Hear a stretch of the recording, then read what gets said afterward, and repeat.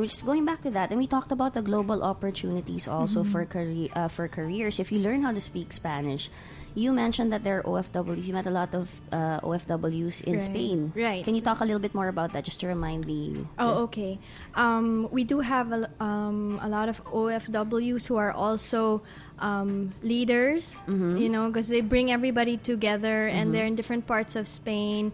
And of course, being there, they've managed to have businesses also of their own already, planted their roots in Spain already. Their children are born there already.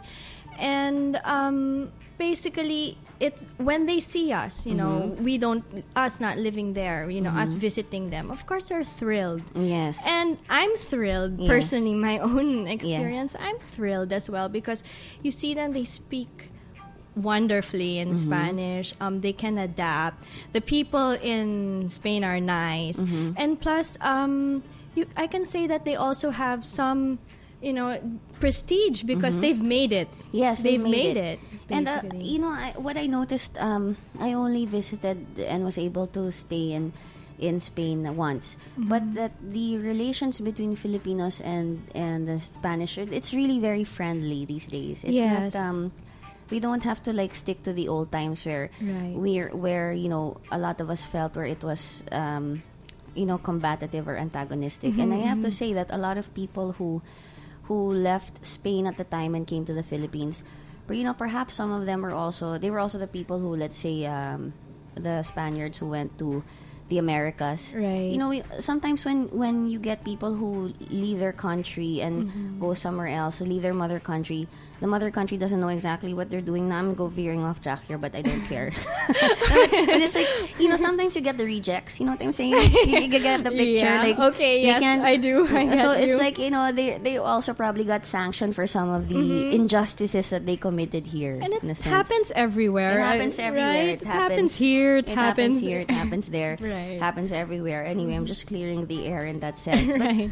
But this program that you have of teaching Spanish to Filipino teachers, and then teaching students, the teachers then teaching students, and having Spanish as part of the curriculum. Right. Because we had it once before, right? That's what you true. said. Especially our parents. But for me, I went to Poveda. Hello to my Povedans. Oh, really? Okay. Right. Yeah. They still teach Spanish in Poveda, yes, right? they do. They do, actually. In fact, if I'm not mistaken, they're very much connected also with efforts that the Spanish Embassy and the Ministry of Education is providing for students here in the Philippines who do take Spanish.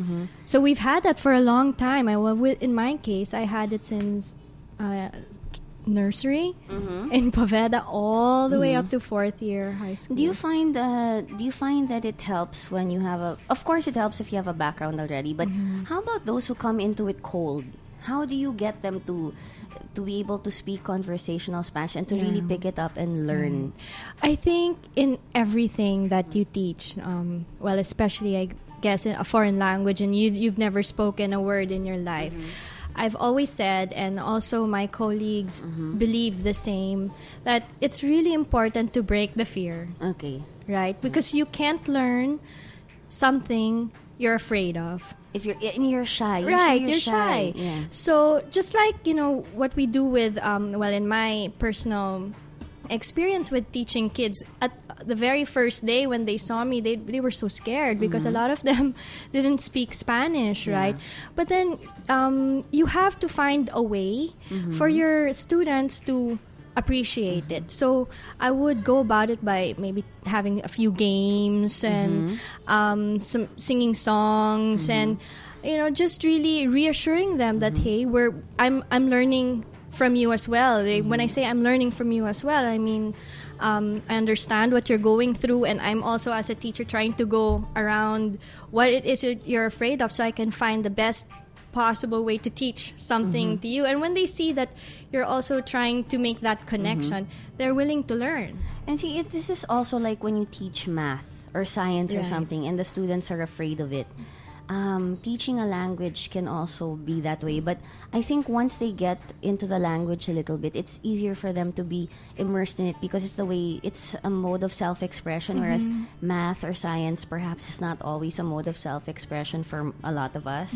Like when I don't think in equations or express myself in equations, although, that would be healthy too. But Right. I do love your question though, Nicole, because then we're talking about the art, the pedagogy here, and and it really is the art of being a teacher, right? So with the DepEd teachers, for one, they have such great relationships with the teachers that do come from Spain because they make a personal effort to get to know you. And I think all teachers have to do that. I also wanted to point out that you are an educator. Education is your passion. Right. And you focused your efforts on teaching Spanish. And I think that's great. I'll say it again. Because we should learn actually as many languages as we can. There's nothing wrong with learning as many languages as you can. It gives you a better advantage. I think it teaches you to expand your mind and think in different ways, understand other people, even if you want to just know your enemy. You know what I mean? I mean, when someone I Survive.